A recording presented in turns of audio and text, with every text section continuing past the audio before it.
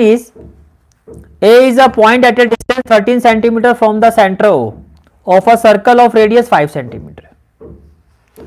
तो देखो आपने एक सर्कल बना दिया जिसका रेडियस कितना है 5 सेंटीमीटर, इसका रेडियस कितना है 5 सेंटीमीटर. अब आपको कहा जा रहा है A is a point at a distance 13 centimetre from the centre O. तो ये सेंटर O है, यहां से हमने 13 सेंटीमीटर के डिस्टेंस में एक पॉइंट ले लिया A. तो OA जो है एज पर क्वेश्चन वो 13 सेंटीमीटर है. वो कितना है आपका 13 सेंटीमीटर है.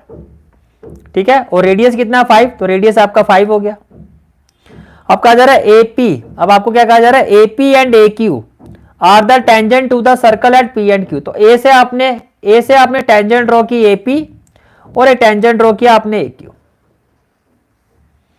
A से आपने टेंजेंट ड्रॉ किया AP और दूसरा टेंजेंट ड्रॉ किया AQ. AP जो टेंजेंट है इसका पॉइंट ऑफ कांटेक्ट P है और AQ टेंजेंट का पॉइंट ऑफ कांटेक्ट Q है. अब ये OP रेडियस हो गया तो 5 सेंटीमीटर, OQ रेडियस हो गया 5 सेंटीमीटर. ये क्वेश्चन में गिवन है आपको. फिर आपको कहा जा रहा है for tangent BC is drawn at a point R, और ये जो पॉइंट R है it lies on the minor arc PQ. देखो ये माइनर आर्क है और ये मेजर आर्क है.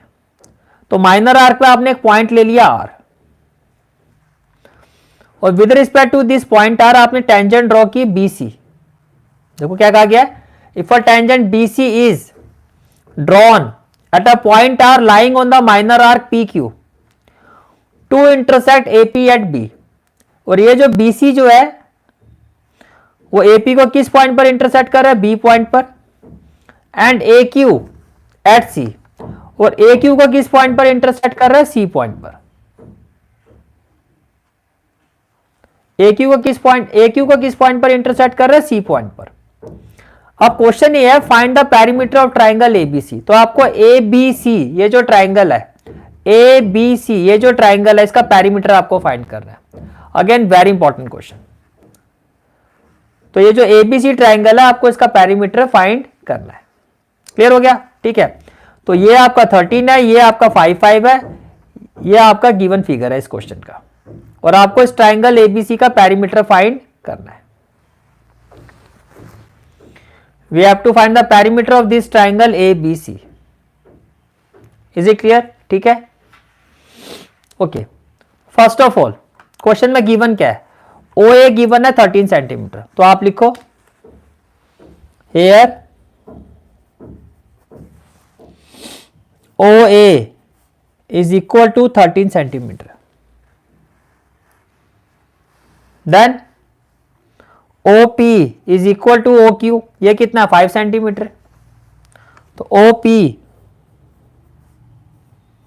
इज इक्वल टू OQ, ये भी आपको क्वेश्चन में गिवन है 5 centimetre.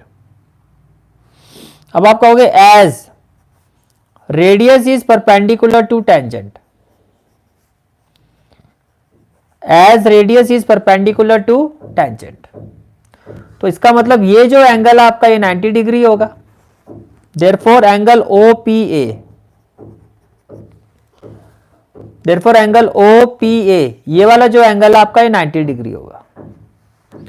It will be equal to 90 degree. अब देखो अगर मैं इस राइट ट्रायंगल पे पाइथागोरस थ्योरम में लगाता हूं, इन राइट ट्रायंगल OPA, तो आपने लिखा in right triangle OPA by Pythagoras theorem. Can I say that, देखो ये सबसे बड़ी साइड है, this is the hypotenuse opposite to the right angle. तो can I say that PA square is equal to OA square minus OP square. PA square is equal to OA square minus OP square. Right. अब PA कितना है आपका, PA ये आपको find करना है. OA कितना है ये आपको गिवन है 13. तो PA आपको फाइंड करना है. OA कितना आ जाएगा 13 square minus OP. Sir OP जो है ये 5 है तो ये हो जाएगा 5 स्क्वायर. अब 13 स्क्वायर 169 माइनस 25 144, तो ये हो जाएगा 144. तो इसका मतलब पी ए जो है आपका ये आ जाएगा 12 सेंटीमीटर, क्योंकि 144 12 का स्क्वायर होता है। तो पी ए जो है आपका 12 आ गया। तो ये हम फिगर में लिख देते हैं, जो पी ए हमारा वो कितना आ गया 12 सेंटीमीटर। बोलो भाई, क्लियर हो गया यहां तक? ठीक है। अब हम क्या कह सकते हैं यहां पर,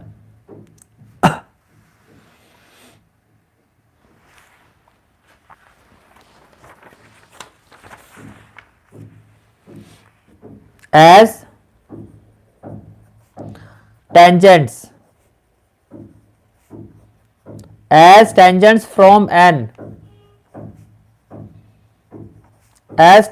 from an external point to a circle are equal. As tangents from an external point to a circle are equal. Therefore, तो देखो क्या क्या इक्वल होगा। फर्स्ट ऑफ ऑल तो we can say that therefore P A जो है आपका ये क्यू ए के इक्वल होगा, right. therefore P A is equal to Q A. Apart from that देखो बीपी, ये जो बीपी है ये बी आर के इक्वल होगा। भैया ये एक्सटर्नल पॉइंट है और ये दोनों टेंजेंट है, तो इस तरह से बीपी जो है ये भी बी आर के इक्वल होगा। तो आपने कहा BP will be equal to B R. In a similar way देखो ये पॉइंट ऑफ कांटेक्ट है, तो सी क्यू या C R will be equal to C Q, C R will be equal to C Q. तो आपने कहा C R will be equal to C Q. अब हमें क्या फाइंड करना है, perimeter of triangle A B C, ये आपको फाइंड करना है। Now perimeter of triangle A B C, तो आपने लिखा now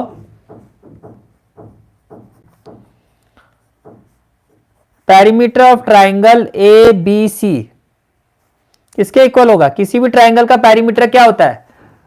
side plus side plus side. तो ये हो जाएगा A B plus B C plus A C. तो ये हो जाएगा A B, hello hi, plus B C plus A C. Clear हो गया? ठीक है। तो ये हो गया आपका ए बी।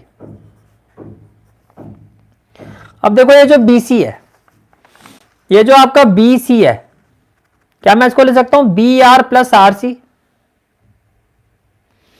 क्या मैं इस बीसी को ले सकता हूं B R plus R C? तो इस बीसी की जगह आपने लिखा B R plus R C और प्लस हो गया A C, which is equal to A B. अब देखो बी आर जो किसके इक्वल है? बीपी के। तो इस बी आर की जगह आ जाएगा बीपी, और आर सी का मतलब हो गया सी आर किसके इक्वल है? सी क्यू के। तो इसकी जगह हो गया सी क्यू, और प्लस क्या हो गया? ए सी। अब ध्यान से देखो A B plus BP, A B plus BP, ये पूरा क्या है? AP. A B plus BP ये हो गया एपी। तो ए बी प्लस बीपी हो गया एपी।